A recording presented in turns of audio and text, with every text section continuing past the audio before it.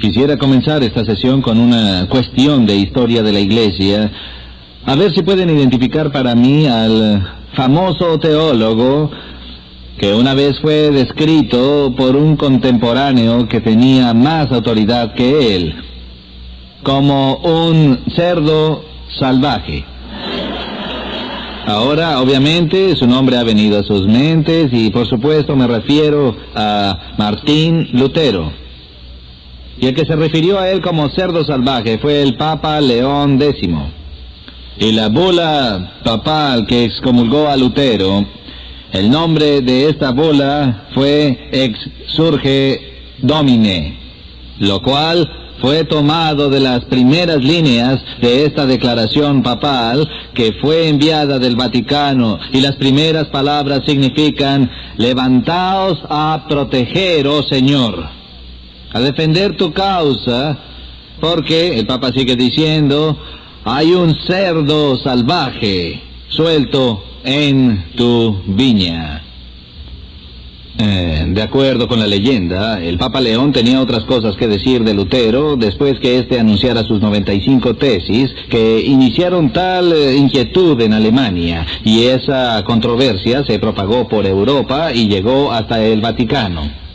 Llamó la atención de León y éste dijo: él es un alemán borracho que cambiará de idea cuando esté sobrio. Y digo esto para llamar la atención al hecho de que en el siglo XVI era aceptable en disputas teológicas discutir los asuntos no gentil y urbanamente en forma de diálogo. Por el contrario, más bien ejercían una forma agresiva de debate polémico. Así que si leen los escritos del siglo XVI de ambos lados de la controversia, parece que estas personas son despiadadas en sus ataques del uno al otro. Pero aún entre tantos crueles debates, Martín Lutero estaba en una clase especial.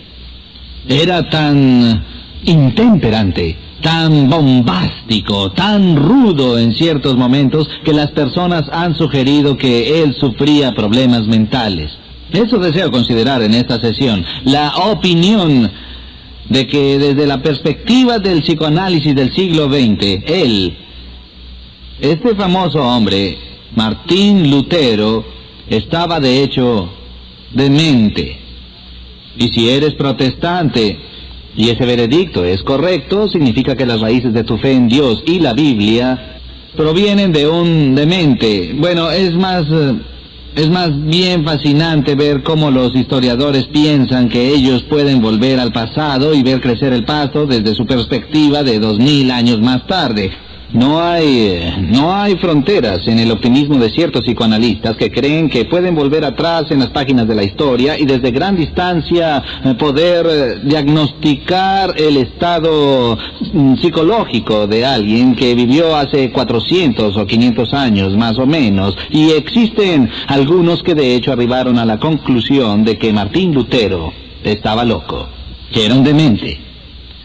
Pero mi pregunta es esta: ¿por qué? ¿Qué es lo que ve la gente en Lutero que provoca que piensen, tal vez, que el hombre estaba demente? Ya he mencionado la extraordinaria intemperancia de Lutero. Al leer, por ejemplo, su famoso trabajo sobre el cautiverio de la voluntad, el cual es una respuesta al sofisticado erudito humanista Erasmo de Rotterdam.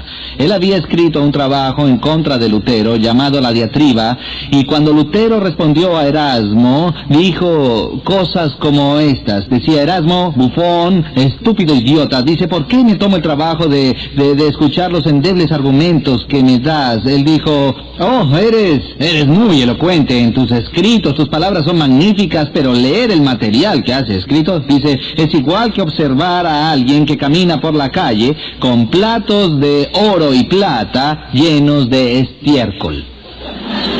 De ese modo, así se expresaba Lutero en los debates teológicos. No traduciré sus palabras a términos vulgares, pero creo que ya tienen una idea. Lutero no solo era intemperante en sus palabras, sino también claramente neurótico. En particular, por su salud, era un hipocondríaco, sufrió ansiedad nerviosa y problemas estomacales toda su vida, y yo lo entiendo en eso. Tenía cálculos renales, y yo lo entiendo en eso. Él predijo su muerte 6 o 7 veces. Cada vez que a Lutero le dolía el estómago, estaba seguro de que era una enfermedad fatal. Y miraba siempre detrás de sus espaldas, pensando que el mastín divino le saltaría encima y lo visitaría con algún tipo de veredicto. Y sus fobias fueron muchas y legendarias. Tenía tal temor a la ira de Dios que al principio de su ministerio alguien le hizo esta pregunta: hermano Martín, ¿amas tú a Dios? ¿Y sabe lo que dijo? ¿Amar a Dios? ¿Me preguntas a mí si amo a Dios? Amar a Dios, a veces yo odio a Dios. A veces veo a Cristo como un juez devorador que simplemente me mira para enjuiciarme, evaluarme e infligir calamidades en mí. Imagínenlo, un joven que se prepara en el ministerio declara que atraviesa periodos de odio hacia Dios. Y ese odio estaba inseparablemente relacionado con este paralizante temor que Lutero expresó tener con respecto a Dios. Sabemos que, siendo muy joven, su padre había planeado que Lutero sería un distinguido abogado. El viejo Hans Lutero, que era un minero en Alemania, ahorró su dinero para hacer posible que su hijo fuera a la mejor escuela del continente. Cuando Lutero se convirtió en estudiante de leyes, se distinguió de inmediato como una de las mentes jóvenes más brillantes del campo de la jurisprudencia en toda Europa. Pero en medio de esa experiencia, él llegaba a casa tarde una noche a caballo, cuando de repente una tormenta se levantó sin aviso. Y Lutero se encontró atrapado en la ruta en medio de una violenta tormenta eléctrica. Truenos y relámpagos llenaban la atmósfera y de pronto un rayo vino y cayó tan cerca de su caballo que Lutero fue arrojado al suelo y tuvo que revisar su cuerpo para saber si aún estaba vivo. Y allí lo que hizo en medio de ese roce cercano con la muerte fue clamar: ¡Santa Ana, ayúdame! Me convertiré en monje. Y tomó este encuentro cercano con la muerte como una señal divina en su vida y un llamado al ministerio. Así que, para eterno descontento de su padre, abandonó la escuela de leyes y se enroló en el monasterio, donde comenzó sus estudios para convertirse en monje. No hay muchas personas que tengan ese tipo de reacción ante un encuentro cercano con un rayo. No olvido que hace pocos años, en el Torneo del Oeste, en las afueras de Chicago, 3 prominentes miembros de la Liga de Golf Profesional fueron heridos por la caída próxima de un rayo, incluyendo a Lee Treviño. Y sobrevivieron esta difícil experiencia, y al poco tiempo Treviño apareció en un programa televisivo, un programa nocturno, y el anfitrión le preguntó: señor Treviño, ¿qué aprendió usted de esta experiencia en la que casi fue muerto por un rayo? Y Treviño sonrió y dijo: aprendí que cuando el Todopoderoso está por efectuar su tiro, tú te corres de su camino. Y Treviño continuó diciendo: también he aprendido a tomar precauciones en cualquier momento que esté involucrado en una tormenta eléctrica. Y el anfitrión dijo: bueno, ¿y qué es lo que hace? Bueno, ahora si veo relámpagos, de inmediato saco mi palo de golf, camino por el campo y lo elevo hacia el cielo. Y él dijo: ¿por qué razón llevaría usted un palo de metal elevado hacia el cielo? Es como un pararrayos. Él dijo: no, ni aun Dios tiene tan buena puntería. Así, Treviño respondió a su encuentro cercano con la muerte por calcinación con típica jocosidad e impertinencia. Y Lutero fue llevado a cambiar su vida entera, a entrar en el monasterio, a abandonar su carrera. No por amor a Dios, sino por una preocupación fóbica por la ira de Dios. Por fin llegó el día en que Lutero sería ordenado y celebraría su primera misa.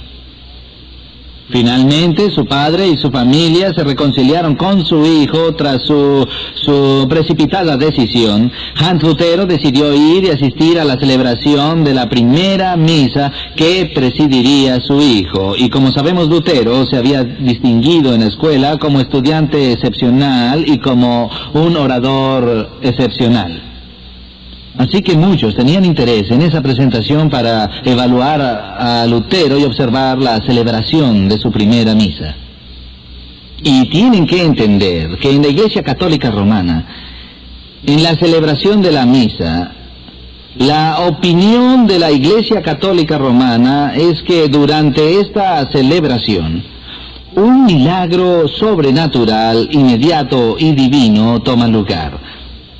Y durante la oración de la consagración, que solo puede ser ofrecida por alguien que ha recibido las santas órdenes y ha sido consagrado sacerdote, durante la oración de la consagración el milagro toma lugar, el milagro que se denomina transubstanciación, donde a pesar de que la apariencia del pan y el vino sigan iguales y nadie pueda notar ningún cambio observable en esos elementos, de todas formas Roma cree que hay un cambio sustancial y esencial en estos elementos que llaman transubstanciación. Eso es que la sustancia del vino y del pan se convierten en la sustancia del mismo cuerpo y sangre de Cristo.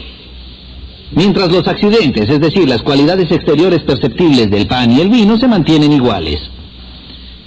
Este es el milagro, y Lutero se había preparado mucho, especialmente para este momento en el cual haría la oración sobre los elementos, y el misterio divino tomaría lugar. Así que luego que se completara la consagración, en manos de este hijo de un minero alemán estaría no el pan, no el vino, no los elementos comunes de la tierra, sino nada menos que el santo cuerpo y la sangre de Jesucristo.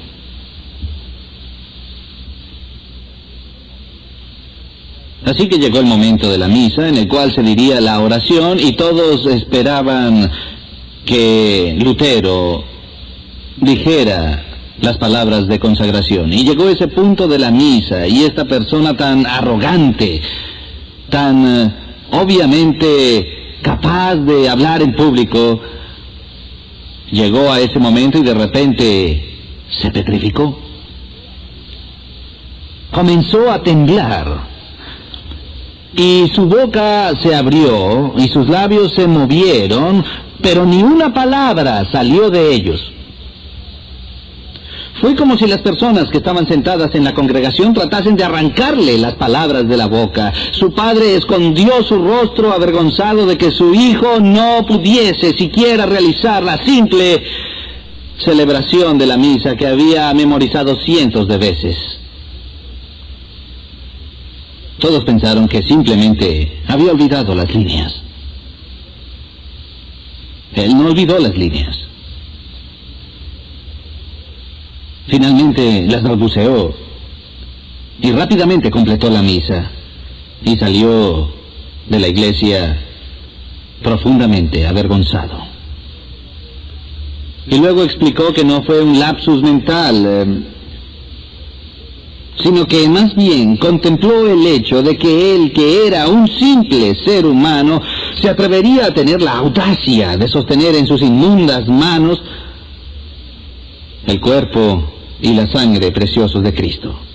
Lutero fue tan inundado por su indignidad que se congeló en ese momento. Oh, hay otras historias sobre Lutero que indican el carácter extraordinario de su conducta. Recordemos que luego de comenzar la Reforma y surgir una disputa entre los calvinistas y los luteranos sobre la celebración de la Cena del Señor, se hizo todo tipo de esfuerzo para llegar a un acuerdo entre estas dos grandes fuerzas del protestantismo y se encontraron en un simposio muy importante y allí discutieron sus diferencias. Lutero insistía en la presencia corporal del cuerpo de Cristo en la celebración de la Cena del Señor y por eso comenzó a golpear con el puño sobre la mesa una y otra vez. Hoc est corpus meum. Hoc est corpus meum. Como Nikita Khrushchev lo hizo en las Naciones Unidas hace varias décadas, se sacó el zapato y comenzó a golpear la mesa con él buscando atención. Lutero no deseaba debatir ni discutir, él solo repetía una y otra vez, este es mi cuerpo. Él era un tipo muy extraño. Dicen que tal vez lo que más indica su demencia es su aparente compromiso con la megalomanía. ¿De qué otra manera se explica el que una persona esté dispuesta a desafiar toda estructura de poder de este mundo y a soportarlo completamente solo? Un sacerdote joven en contra de todas las autoridades de la Iglesia, en contra del Papa, los consejeros de la Iglesia, los mejores teólogos de la tierra. Bueno, él sostuvo todos estos debates en Leipzig, debatió con Martin Eck, debatió con el cardenal Cayetano, fue y se metió en problemas con el Papa, y ahora finalmente la discusión entera llegó a su cúspide cuando Lutero fue invitado a la dieta imperial de Worms. Y en Worms, Lutero fue enjuiciado y se le pidió que se retractara de sus escritos. Fue enjuiciado no solo por las autoridades eclesiásticas, sino también por las seculares. Se le concedió un salvoconducto para llegar a esta ocasión trascendental que es su juicio, y antes de llegar allí, de forma muy típica, al preguntársele, bueno, ¿qué dirás al llegar a Worms? Él dijo esto: previamente yo me refería al Papa como vicario de Cristo. Pero ahora voy a decir que el Papa es el adversario de Cristo, el vicario de Satanás. Ese es el tipo de declaraciones que él manifestaba. Ni discretas ni diplomáticas. Así que el mundo observaba cuando se preparó el escenario de la Asamblea Imperial en Worms. Y Lutero entró en el recinto y seguramente Hollywood lo representaría así. Lutero entra marchando al recinto del juicio y solo y de pie es el centro de atención en la galería que contiene a los príncipes de la Iglesia, a los príncipes del Estado, amenazadoramente ubicados en sus asientos. Los inquisidores se paran y leen los cargos mientras apuntan a los libros que están sobre la mesa al lado de Lutero y dicen: Martín Lutero, ¿te retractarás de estos escritos? Y la versión de Hollywood es esta. Lutero mira hacia las tribunas y ve a los representantes del Supremo y Sacro Imperio Romano, y ve a los príncipes de Alemania, a los obispos y representantes de la curia romana, y dice: a menos que se me convenza por medio de las Sagradas Escrituras o por razones evidentes, no me retractaré. Pues mi conciencia está cautiva en la palabra de Dios y actuar en contra de la conciencia no es correcto ni seguro. Creo lo que creo, Dios me ayude, no puedo hacer otra cosa, y ¡pum! Siguió con la reforma. No fue así como pasó. En aquel momento de la historia de la Iglesia en que la pregunta se le hizo a Martín Lutero: Martín Lutero, ¿te retractarás? ¿Saben lo que dijo?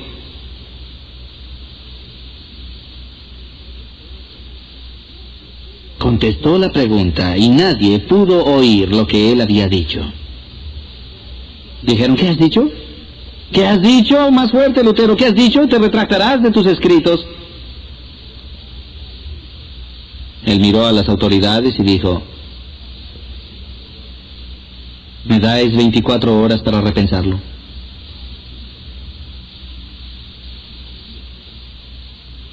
No sabía si tenía razón.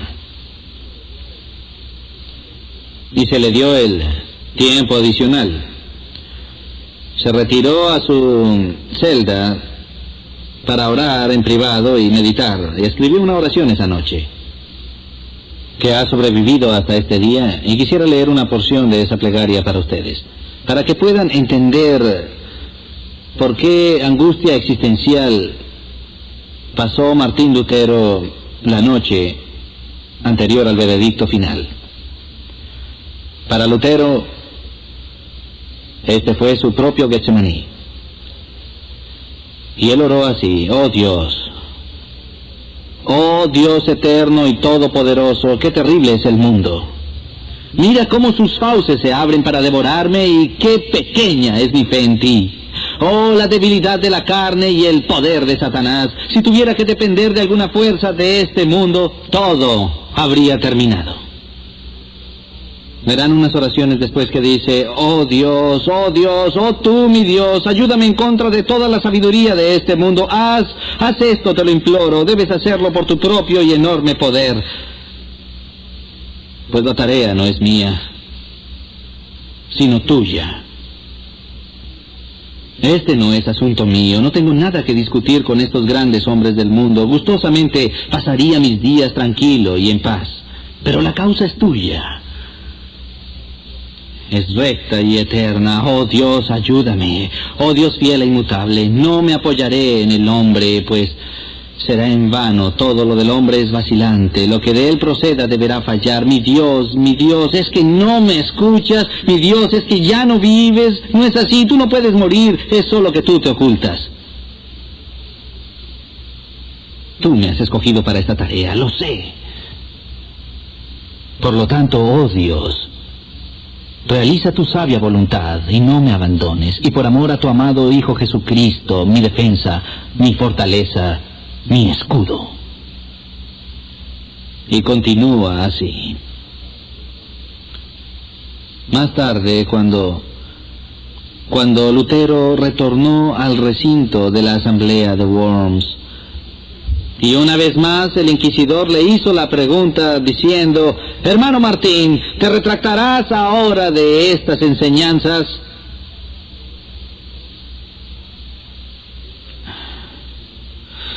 Y otra vez Lutero dudó por un momento y dijo: a menos que se me convenza por las Sagradas Escrituras o por razones evidentes, no comprenden, no puedo retractarme.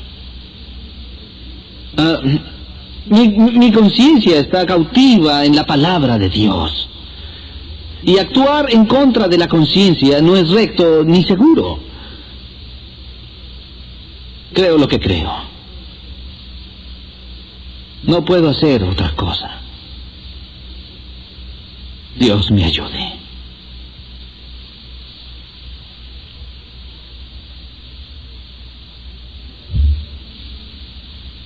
¿Megalomaníaco?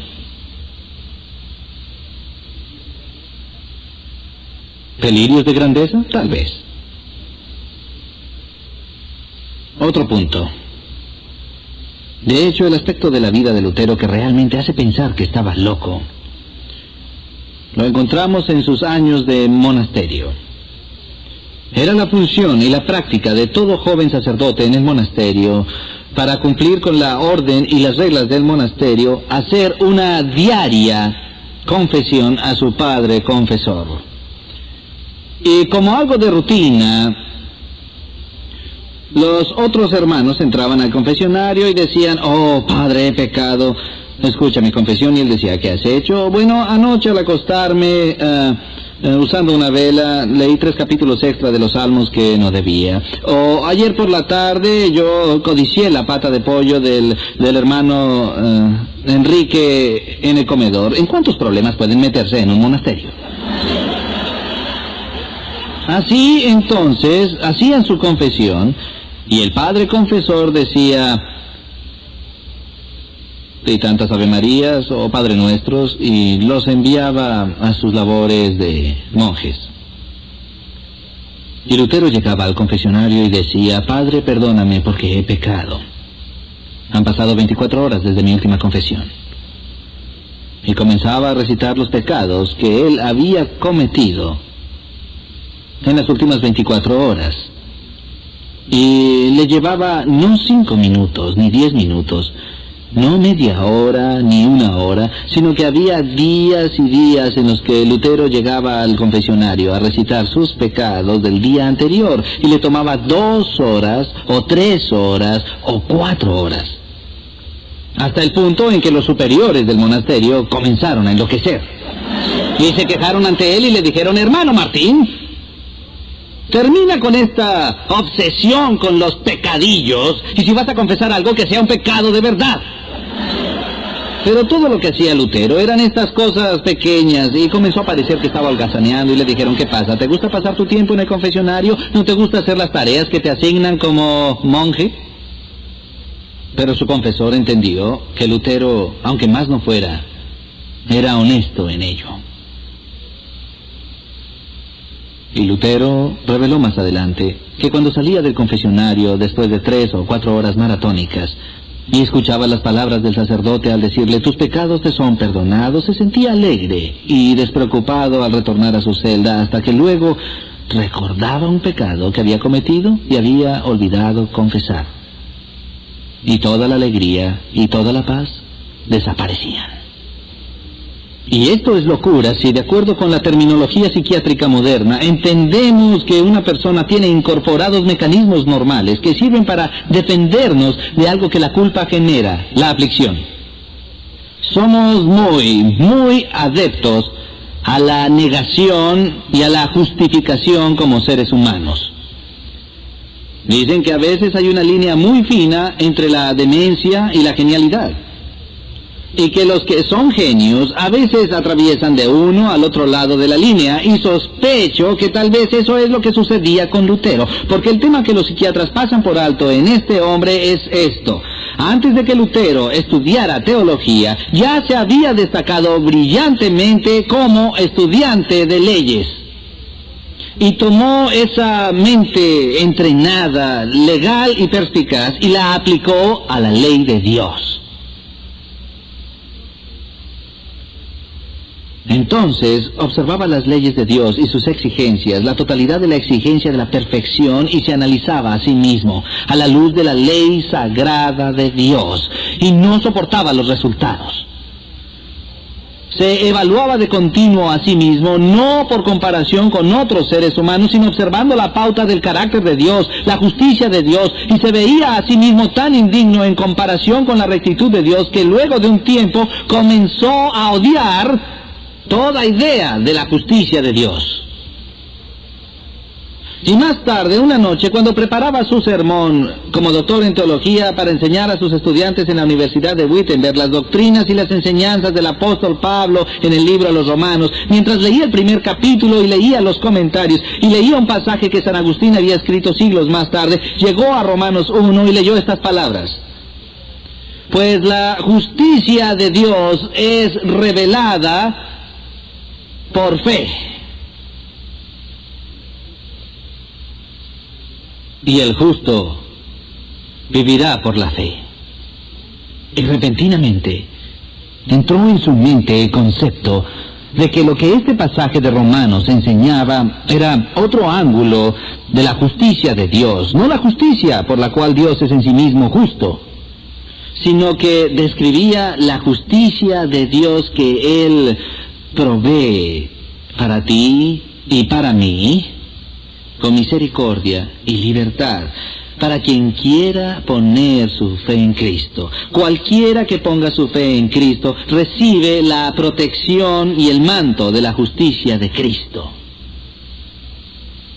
Y Lutero dijo: irrumpió en mi mente y por primera vez tomé conciencia de que mi justificación, que mi puesto ante Dios no se establece sobre la base de mi propia rectitud desnuda, que siempre será insuficiente ante las exigencias de Dios, sino que descansa solamente y completamente sobre la justicia de Jesucristo, que debo sostener por confianza y fe.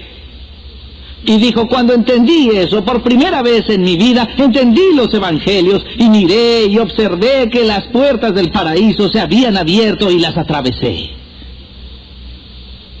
Y es como si Lutero dijera al mundo en ese momento, a papas, a consejeros, a asambleas y a reyes: los justos vivirán por la fe, la justificación es solo por la fe, si Dios es santo y yo no lo soy. Es el artículo sobre el cual la Iglesia continuará de pie o caerá, y no lo negociaré con nadie. Pues es el Evangelio. ¿Es eso insano? Damas y caballeros, si eso es insano, oraré porque Dios envíe un ejército de personas dementes como esta a este mundo, y así el Evangelio no sea eclipsado, y entendamos que en presencia de un Dios sagrado, la única forma en que nosotros seremos justificados es por el hecho de que Dios en su santidad, sin negociar su santidad, nos ha ofrecido la santidad de su Hijo como manto de nuestros pecados, para que todo aquel que en Él cree no se pierda, mas tenga vida eterna. Este es el Evangelio por el que Lutero estaba dispuesto a morir. Oremos. Padre, te agradecemos por el testimonio de este demente, pues él entendió cuán desesperadamente necesitamos una justicia que no es nuestra, para cubrir nuestra propia falta de justicia. Padre, te agradecemos que no nos hayas suspendido sobre el pozo del infierno, como lo hiciste con Lutero. Que no nos hayas llevado al punto de la desesperación, para solo entonces poder ver la dulzura y la gloria de Cristo. Pero si esto es necesario, para que quien escuche su mensaje lo acepte, entonces ruego a Dios que el mastín de los cielos sea enviado a la conciencia de todo aquel que rehúse esa gracia, hasta que, como Lutero, estén listos para saltar de gozo al entender que su justicia está en Cristo y solo en Cristo. Amén.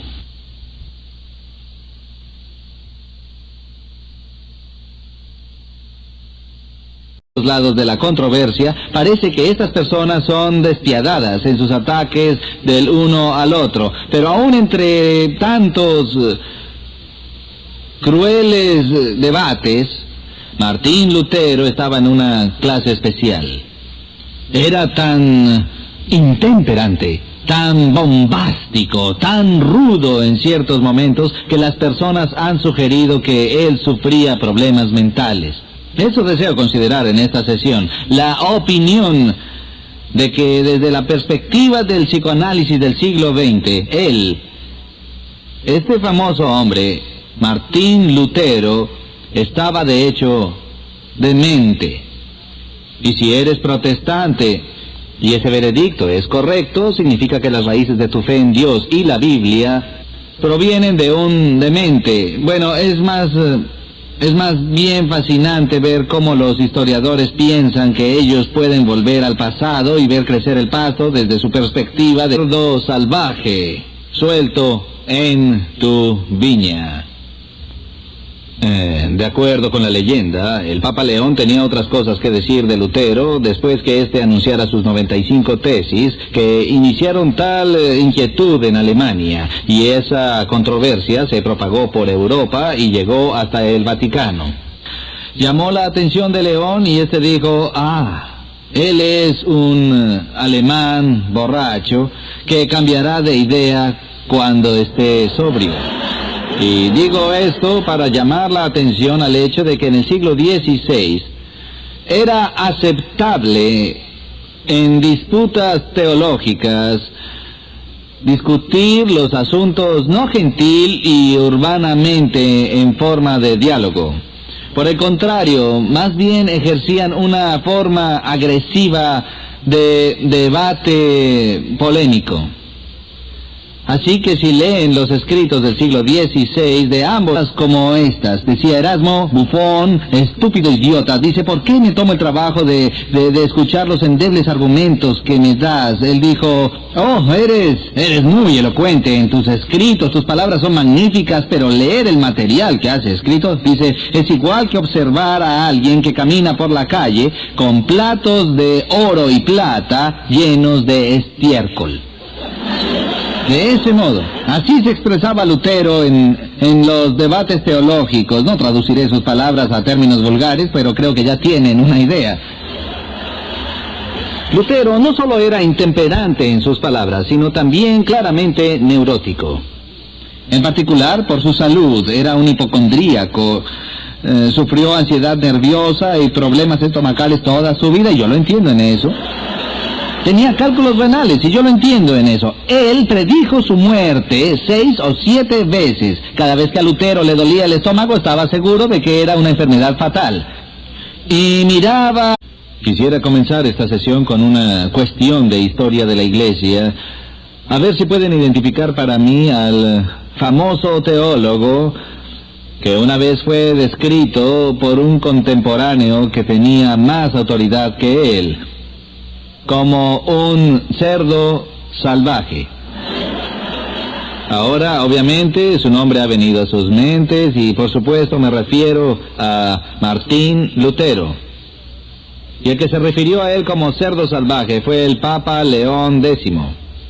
Y la bula papal que excomulgó a Lutero, el nombre de esta bula fue Ex Surge Domine, lo cual fue tomado de las primeras líneas de esta declaración papal que fue enviada del Vaticano, y las primeras palabras significan: levantaos a proteger, oh Señor, a defender tu causa, porque, el Papa sigue diciendo, hay un ser de 2000 años más tarde. No hay fronteras en el optimismo de ciertos psicoanalistas que creen que pueden volver atrás en las páginas de la historia y desde gran distancia poder diagnosticar el estado psicológico de alguien que vivió hace 400 o 500 años más o menos. Y existen algunos que de hecho arribaron a la conclusión de que Martín Lutero estaba loco, que era un demente. Pero mi pregunta es esta: ¿por qué? ¿Qué es lo que ve la gente en Lutero que provoca que piensen, tal vez, que el hombre estaba demente? Ya he mencionado la extraordinaria intemperancia de Lutero. Al leer, por ejemplo, su famoso trabajo sobre el cautiverio de la voluntad, el cual es una respuesta al sofisticado erudito humanista Erasmo de Rotterdam.